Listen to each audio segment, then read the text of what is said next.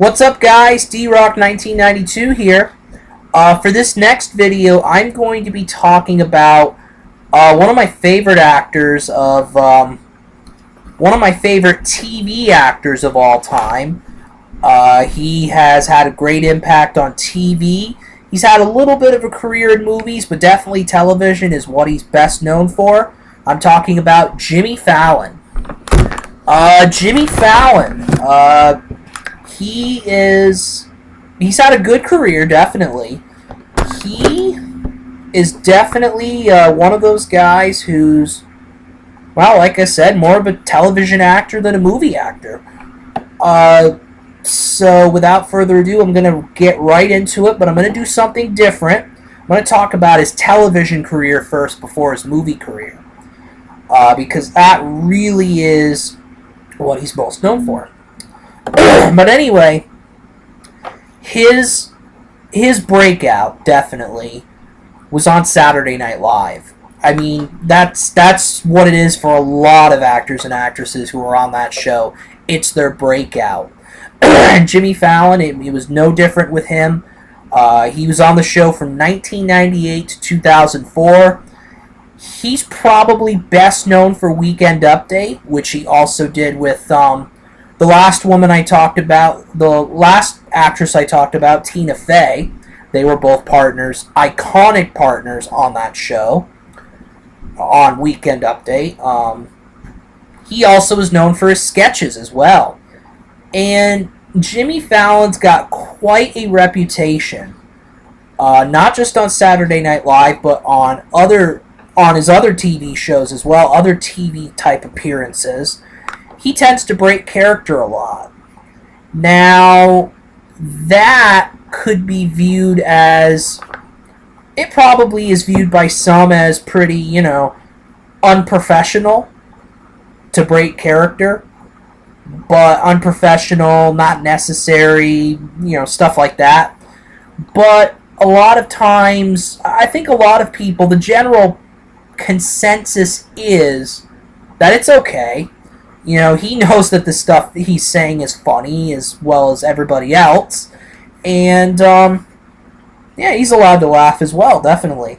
There is a few sketches in mind. He was in the famous More Cowbell sketch on SNL. Will Ferrell, Chris Kattan, Christopher Walken, all those guys were on the show.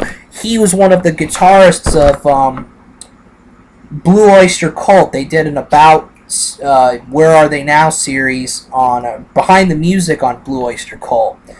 Jimmy Fallon was one of the guitarists, or maybe he was the drummer. But anyway, this was one where he absolutely broke character. You could see him laughing in the background. I think Chris Kattan did as well. You could see it, and some people would probably say that he ruined the sketch by doing that, but he didn't. This sketch is pretty iconic, and that didn't have anything to do with it. But the laughing and all that. But yeah, Jimmy Fallon's had that reputation. But that's part of his persona, really, when he's performing. Besides the cowbell sketch, there's not really.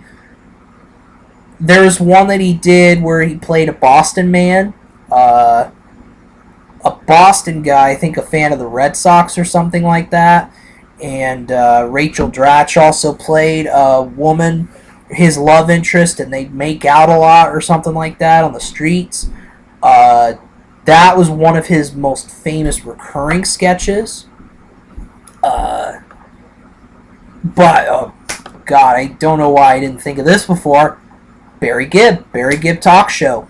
That was another recurring sketch that he had, co-starring with Justin Timberlake in that sketch. Jimmy Fallon and Justin Timberlake, first of all, they have had a lot of collaborations, TV collaborations together. They should do a movie someday, for sure. But, but anyway, Jimmy Fallon and Justin Timberlake, a few recurring sketches of the Barry Gibb Talk Show. Very funny. They both can imitate Barry and Robin Gibb very well. For those of you who don't know, Barry and Robin Gibb are both both singers of the famous 70s disco band, the Bee Gees. Mostly 70s. They've had a career outside of the 70s as well, but but definitely a very iconic sketch. Other than that, I really can't think about any other ones that he was in on SNL. Any other recurring sketches besides the Boston one and his Barry Gibb one. And then, of course, you had him becoming he was a co-anchor of Weekend Update, which was pretty good. He was very funny with that. He left SNL. He started on SNL in 1998. Same year as Tina Fey. 2004, a couple years before she left, he left 2004, and he went on to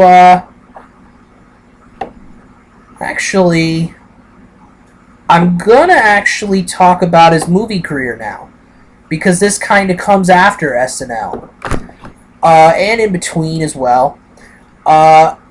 His film debut is the movie Almost Famous. He has a small role in the movie. It's a movie starring Kate Hudson. Kate Hudson and a few other people as well. Zooey Deschanel, I see. Philip Seymour Hoffman. The late Philip Seymour Hoffman. He has a very small role in the film. He has a small role, but that was his debut. But his most known...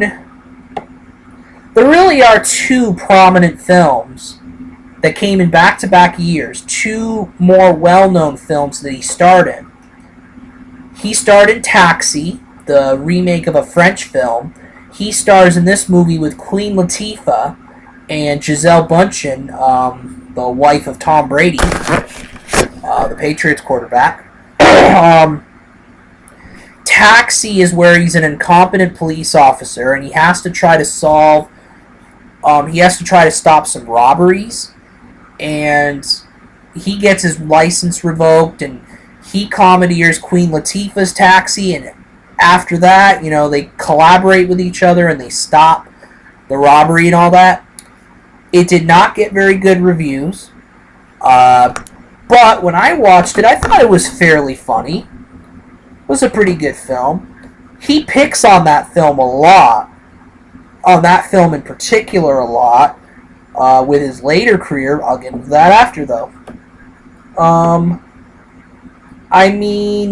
10% review on Rotten Tomatoes.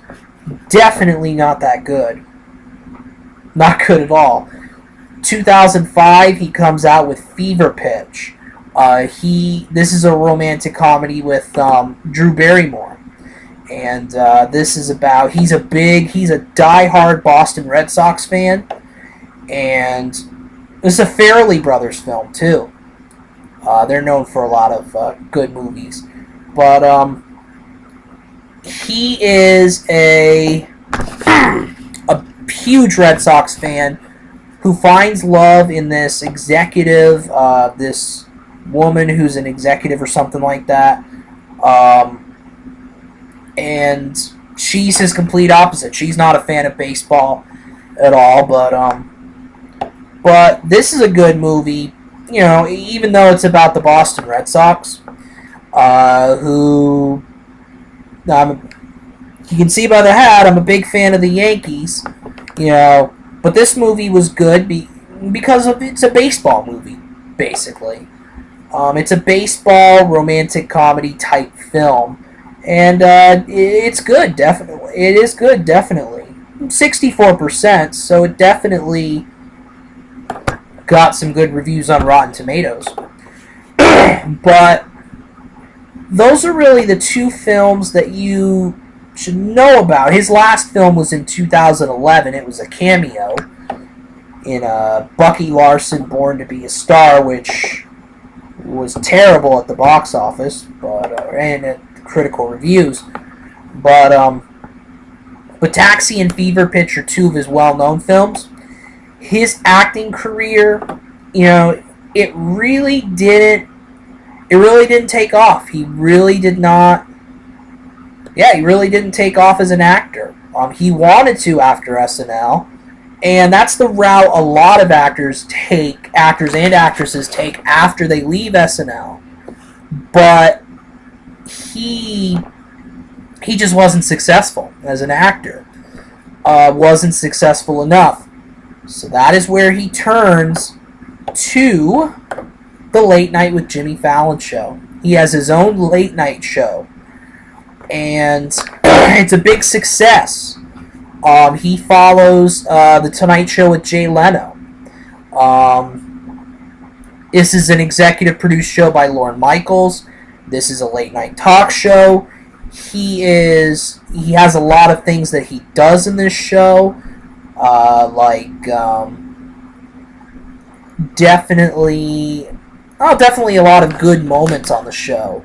He did a lot of musical impressions. He's a very talented impressionist. And I think that was another thing he did on SNL too. He did a lot of musical impressions. But basically, he did a lot of musical impressions. He did a lot of games with his guests, and all that sort of thing. And it definitely was very famous. Late Night with Jimmy Fallon. It went on from 2009 to 2014, and I watched a few episodes of that, definitely. When I got interested into late night comedy, late night talk show comedy, but that was when he ended. And of course, most of us know what happened next. He took over for Jay Leno on The Tonight Show this year. Actually, he took over in February. Now he has The Tonight Show starring Jimmy Fallon, and it is a big success. A big-time success, and Jay Leno has not come back at all. If you recall, Conan O'Brien was the host of The Tonight Show for 9 months or so, and then Jay Leno took it over from him again. He came back out of retirement from that show. But so far, 128 episodes of The Tonight Show. It debuted on February 17th. His first guest on the show was Will Smith. Pretty good guest to have, definitely.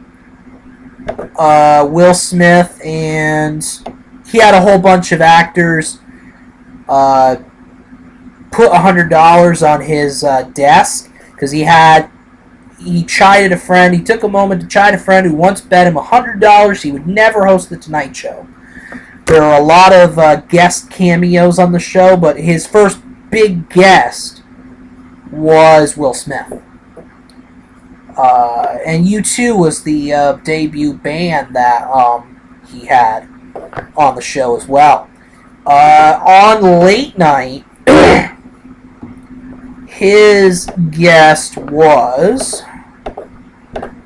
Let me see who his guest was on... he did 969 episodes of Late Night.